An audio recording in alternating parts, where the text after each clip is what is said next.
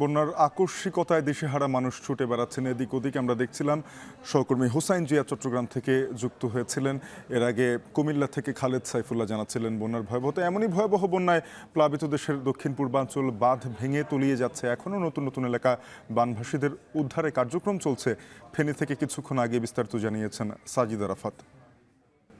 আমরা রয়েছি ফেনী শহরের আমতলী এলাকায়। আমতলী যাওয়ার যে সড়ক, সেই সড়কটি পুরোটাই ডুবে রয়েছে এবং দলে দলে সেই আমতলী থেকে কিন্তু মানুষজন শহরের দিকে ছুটে আসছেন। আমরা দেখছি যে অনেকেই কিন্তু একেবারে গলা পানিতে নেমে তাদের যে নিত্য প্রয়োজনীয় জিনিস সেগুলো নিয়ে বের হচ্ছেন।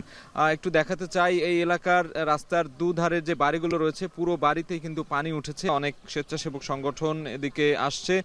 তারা এখানে আমতলীতে যারা আটকা পড়েছে তাদেরকে উদ্ধার করার জন্য যে চেষ্টা বা যে তৎপরতা সেটি তারা চালিয়ে যাচ্ছেন।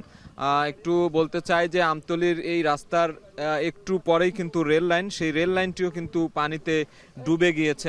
এবং বলে রাখতে চাই যে ফেনী শহরের পানির যে প্রবাহ সেটি কিন্তু কোনো অংশেই কমেনি, বরং আরো অনেক বেড়েছে। এবারের বন্যার মতো তারা এত পানি এর আগে কখনোই দেখেনি এবং এর ফলে তারা অনেকটাই বিপাকে পড়েছে এবং ঘরবাড়ি সব তলিয়ে গেছে। কিছুক্ষণ আগে আমরা এখানে নৌবাহিনীর যে উদ্ধার দল, সেনাবাহিনী বা অন্যান্য বাহিনী যেগুলো রয়েছে তাদেরকে আমরা দেখেছি যে একেবারে গহীনে গিয়ে, অর্থাৎ যেই দুর্গম এলাকা যেগুলোতে কেউই আসলে যেতে সাহস করছে না, সেখানে গিয়ে তারা উদ্ধার কাজ চালানোর জন্য তাদের যে টিম, সেই টিম কিন্তু যাচ্ছে। এবং ঢাকা থেকে আমরা দেখছি বিভিন্ন রকমের মানুষ, স্বেচ্ছাসেবী দল, তারা ট্রাকে ট্রাকে করে ছোট ছোট স্পিড বোর্ড, বড় বড় নৌকা, সেই জিনিসগুলো কিন্তু নিয়ে আসছে। তারা বলছেন যে আরো বেশি বেশি করে নৌকা দরকার, যাতে করে দ্রুততম সময়ে বেশি বেশি মানুষকে একসাথে উদ্ধার করা যায়।